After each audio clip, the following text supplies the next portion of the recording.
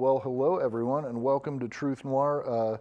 We're doing a little bit different thing today. We're sitting on the ground because I have a special guest on today who's going to play some wonderful music for you, and we're going to talk about chakras and meditation because obviously there's not nearly enough of it in the world. So to talk about that with us a little bit is a fantastic composer and Sarod player. He's going to tell you what that is. So I want to say thank you to Stephen Day for joining us today. Thank you very much. My pleasure. Thanks, Norman. It's good to be here. Yeah, so what is this that we're looking at here? Sarod, it's a 19-stringed instrument, somewhat similar to the sitar, but different as in you slide the notes.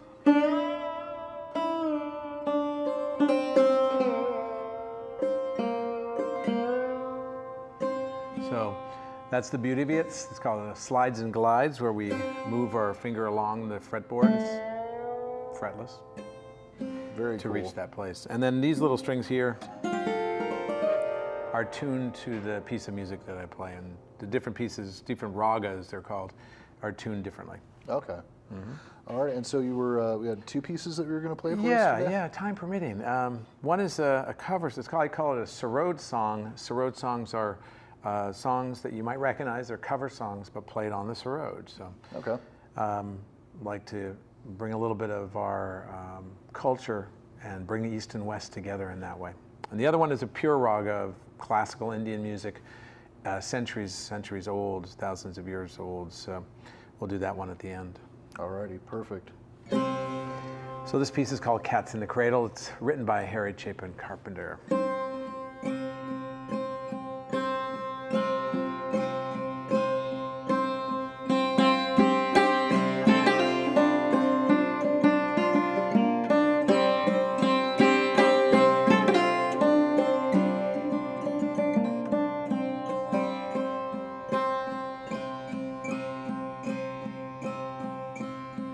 Child arrived just the other day. He came into the world in the usual way, but there were planes to catch, bills to pay. He learned to walk while I was away, and he was talking before he knew it. And as he grew, he said, "I'm gonna be like you, Dad, you know I'm gonna be like you." The cat's in the cradle and the silver spoon, little boy blue and the man on the moon. When you're coming home, Dad, I don't know when. We'll get together then, son. You know we'll have a good time then.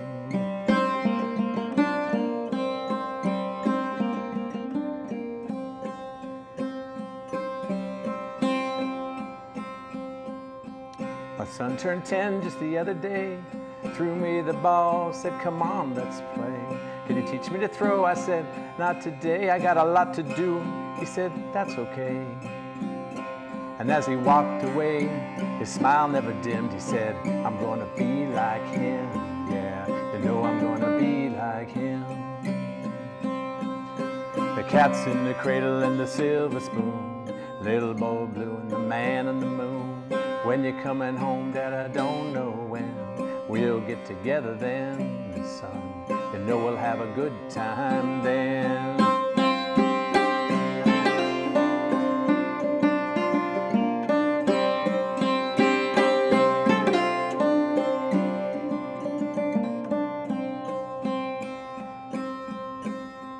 Came from college just the other day, so much like a man I just had to say, "Son, I'm proud of you, can you sit for a while?" He shook his head and he said with a smile, "What I'd really like, Dad, is to borrow the car keys. See you later, can I have them, please?" The cat's in the cradle and the silver spoon, little boy blue and the man in the moon. When you're coming home, son, I don't know when. We'll get together then, Dad, you know we'll get a good time then.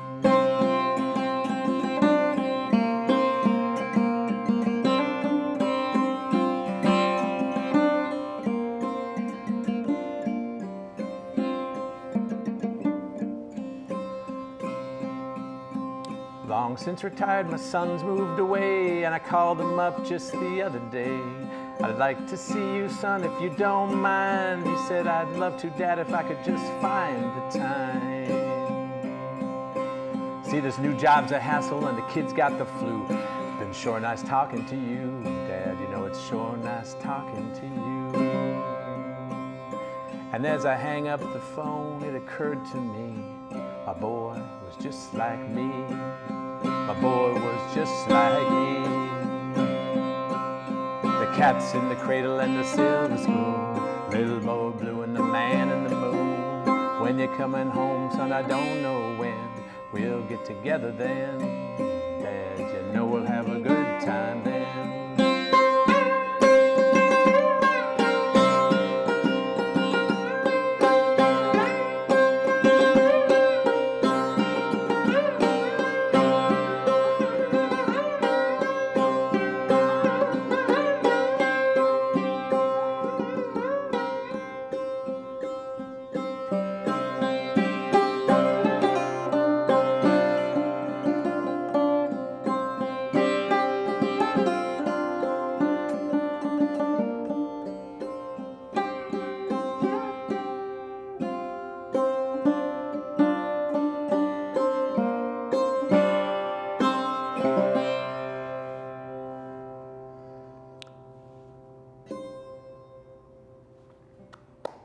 Thank you so much for that. My dad's going to love that. Yeah. Yeah, it takes you back a few years, but it's kind of timeless and eternal, and that's the idea of playing it. Yeah, how long have you been doing this for, and how is it that you as a Westerner got into playing this kind of music? Well, as they say, I didn't find this instrument found me. You know, the Sarod called me. India called me. I was just a young lad of 18, and I had an incredible experience hitchhiking around Italy one summer.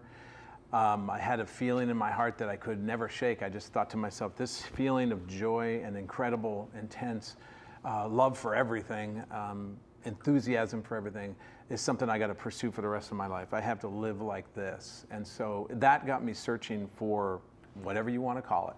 But it made me go to Portugal. It made me hitchhike across America. I did a number of adventure travel in order to kind of find what I had felt that summer. I read a lot of books, tried a few things, you know, different meditation. It just ultimately led me though to Indian philosophy. And finally, when I kind of gave up at a certain point, a friend said to me, "No, you look really sad. This doesn't, what's the matter?" And I said, "Well, I've been searching for that feeling again, and I can't find it. I can't recreate it." At that point, something hit me. And I remembered a poster I had seen for a free meditation called Sahaja Meditation, or Sahaja Yoga. And then I went to that and I tried that, and then I felt an energy within me rise up on my 7th chakra. At the time I didn't know exactly what it was, but I could distinctly feel it. Turns out it's an ancient energy within us called the Kundalini, and then it went up and I felt it. And so then I sort of began my search to go towards India, travel to India, and the rest led me to the Sarod. And over the course of 10 years, I went to India many times and learned Indian music. So, very cool. Yeah. Tried to compress that story into a relatively short minutes. time. Yeah. But there were a lot of, you know, things along the way that happened over the course of the time that led me from the point of starting to meditate to the point of going to India, and then actually, you know, learning to play this instrument, and then living in India. That was a big change. To go there and travel is one thing, and I did many trips for even as long as a month or 6 weeks, but then this ended up being something that I spent 3 years learning and living with Indian families and studying with a very famous teacher and Sarod player named Ustad Amjad Ali Khan, and who's still very active in the world playing music with his 2 sons, Aman and Ayan Ali Khan. And so they're 7th generations of Sarod players.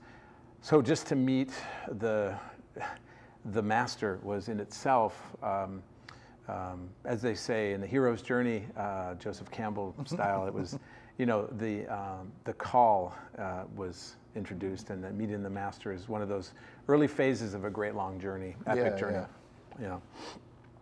So the Sarod, then Indian music, and then bringing it back over here, back home to America, settling down in Los Angeles, and then trying to find different ways to communicate the beauty of this music has been the journey that I've been on, both in film music and also these Sarod songs, performing traditional Indian ragas, doing a show called Awakenings, where we have a dancer and we have various other musicians.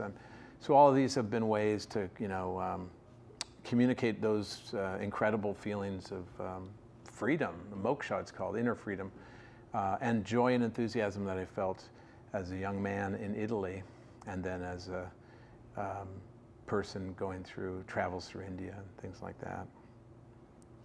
And so, yeah, great. Now I know you had said you wanted to talk about some like current world events and meditation, and and this lady here, Shri Mataji, yes, she's the one who introduced me to Sahaja Yoga. In fact, she's the founder of Sahaja Yoga. She began her work in 1970, and I'd say that with the recent events in the world, of course, everybody is somewhat shaken and startled by.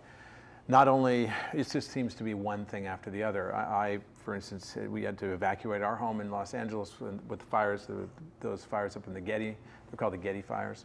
Oh, wow. So that in itself, just waking up in the middle of the night with a phone call from Los Angeles saying there were wildfires approaching and you need to evacuate. So that's just a different kind of feeling. Sure. Of course, the fires in Australia have affected people. I have friends who had their houses burned down in the Malibu fires. Viruses, waters rising, various environmental things we hear about, extinction of animals, diseases that are uncontrollably spreading, viruses now in China. So, of course, these are things that I don't have an answer for, as many of us don't. We're just experiencing them sometimes firsthand, and I have a great empathy for people who have lost people in the process. But in the big picture, I wanted to talk about the song, and the fact that that song is really about the man who has a son and then finally realizes after a whole lifetime that he's missed an opportunity. Right, and it took a long time for him to realize that, but at least he did realize it in the end. And it's, if you take, that's a microcosm of something we may seem to be facing in a macro way. When we look at our lives and we think, I don't want to miss a moment. I have a child. I don't want to miss a moment with him or her. I have someone I love. How can I maximize what's really important in my life? When we ask those questions, then it begins a process of seeking, much like what happened when I was in my early 20s and 18. And, but what happens in crisis, we look deeper into ourselves. I think we all recognize that when something happens in our lives that's critical, it makes us wake up, makes us look at things differently, makes us change even though we never thought we would. But what seems to be happening on a macro level is that we're all facing this kind of urgent call as human beings to do something, to rise up, to become something different together as a human race. What do we do? I played in the summer in Hong Kong and there were protests in the street. So is it something that it's not the 60s, so is it something where we get signs and protest, or is it something where we go inside of ourselves and look for something deeper, a deeper connection within us? And if we do that together, then that becomes a collective, powerful thing. Right. The power of collective prayer, mantra, or thinking, or however you want to call it, collective meditation. So those are just some reflections I have on some of the things that are happening and how that connects to our inner being, and not only our individual beings, but also collectively as human beings. Sorry, my legs are falling asleep a little bit. I know, this is a tough one. You know, I used to sit for 10 hours like this in India. Oh, wow. But I can't do that anymore. But I think I can last through this interview. So. All right, well, you're doing Feel free to better than shake your legs. And all right. So, yeah, I feel like a lot of people, because I know this is true for myself, are thinking like, yeah, we had some terrible fires all over the place in California last year. You know, so that's a thing that is a commonality, between here and what's going on in Australia. But I mean, there's other things that, like potential pandemic that's going on. They've locked down an entire city in China. And I think a lot of people, I know I am, are caught thinking like, well, God, what if that happened here? Yeah. Yeah, and it's a worldwide, like, yes, it's happening there, but it's a thing that's stressing out the whole world. Yeah, I think. Well, the world's become smaller and smaller due to technology, and it's harder and harder to ignore things that are happening in another part of the world because they can be happening here. And we had, an attack that happened in 9/11. We've been talking a lot about that. Sure. That changed a lot. I was in New York at the time. And just the world seems to be facing a time of critical reckoning or something, without trying to put a label on it. But interesting that I've done some reading. People have done some reading, and you look at different cultures and different traditions over thousands of years. There are poets in Sanskrit who wrote Sanskrit poems 2,000 years ago, who talked about a time when the earth and the people would rise up and find the power within themselves, a power within them that they didn't know about, but that did exist within them. And once they found it, they were able to face a time of troubles, which has been described by a lot of people. And this state, or this meditative state, is common amongst a lot of artists. They're able to express that. There was an amazing documentary with Neil Young talking about this state that one gets into through creativity and through art, and that takes you beyond what you think you could do. Your fingers play faster. You do things that are miraculous. Sure. So those are things that are activated by an ancient power within, which I was fortunate enough to come to be aware of. And that's one of the things I'd love to share with everybody as well, a meditation that I tried when I was 21 and that I've been practicing ever since, that activates these kind of internal, powerful, spiritual, or whatever you want to call them, energetic chakras. They open, and here's the chart behind us. This has the 7 chakras lined up in the center channel. There are 3 channels, right, left, and center. The center path is evolution, and there's a little curled up energy on the bottom, which is the one that we were talking about earlier. That actually I read a poem by Hopi Indian that also talked about this as well, is where there will be an energy hidden within human beings that they'll look for throughout the ages, but they won't find until a time of great impact, great calamity, great stress in some ways. So that is the Kundalini. In the triangle at the bottom, there's a Kundalini energy that's coiled up. And what happens with pure desire in the heart is that energy responds and then comes up through the 7th chakra and opens up the 7th energy center called the Sahasrara chakra, which brings integration, and that's through meditation and thoughtless awareness, not through focusing on anything, and not by saying a mantra, or not by any particular course. There's no money involved in Sahaja Yoga. It's a sweet, pure, and clear gift of nature, Mother Nature, and it's available to all, and it's available right now. So shall we try it? Absolutely. Yeah, let's do it. So you take your right hand and put it on your heart, and here you can close your eyes. You say this to yourself, Mother, meaning the Kundalini, because the Mother is the feminine energy of the divine. We'll talk a little bit more about that. So, Mother, please, who am I? Ask the question. Mother, who am I? This is the question that resounds in us when we have to go within ourselves. Who am I? And then we take the right hand just below the rib cage. This clears our center of mastery, and Mother, please make me my own master, because we do need to become our own masters, our own gurus. And then a little lower down, just above the hip bone, Mother, please give me pure knowledge. Knowledge that is pure is everywhere. It's universal. So we pray for that, we ask for that, we call for that.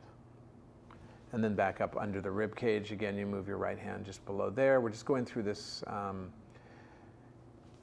then we'll go back again deeper, and we go in our hearts. Here, now we develop a new confidence, and this is, Mother, I am the Spirit. I am the Spirit. Mother, I am the Spirit. Because after all, we are not the body, we're not the mind. We are who we are in essence, is the Spirit.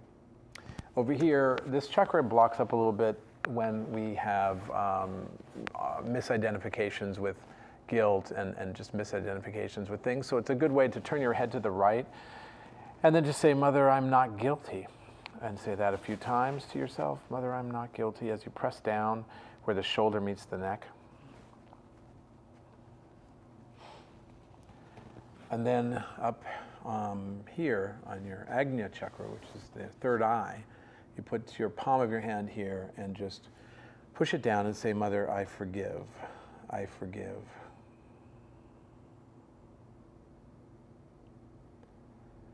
And then we're going to take the palm of our hands and put it on top of our heads, and then go ahead and just say, Mother, please give me my self-realization.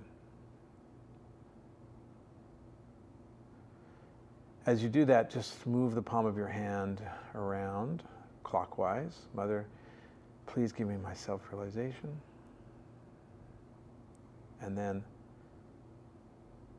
put the palm of your hand just above your head. Move it around a little bit, about an inch above your head. See if you feel any cool sensations. And then try that with your left hand, just above your head. And see if you can feel. There's different feelings of on your fingertips or on the palm of your hand. You feel a cool sensation. Sometimes it's clearing and you might feel some heat or maybe some tingling. Try it again with your right hand. And then put both hands like this. I'm going to play a little bit of an ancient raga called Bhavani Dayani, which is based on Rag Bhairavi. And you can meditate to it by just closing your eyes or keeping both palms up. I'll play a short version of it and just enjoy. If you find yourself thinking, just say, I forgive. And if you find any kind of tension, just let it go.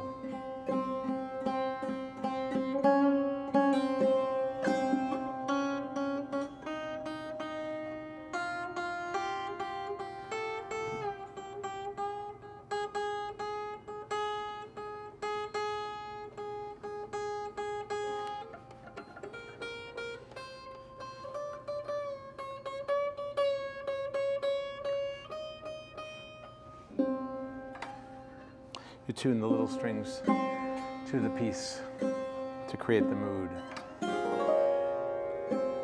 And this piece is dedicated to the feminine aspect.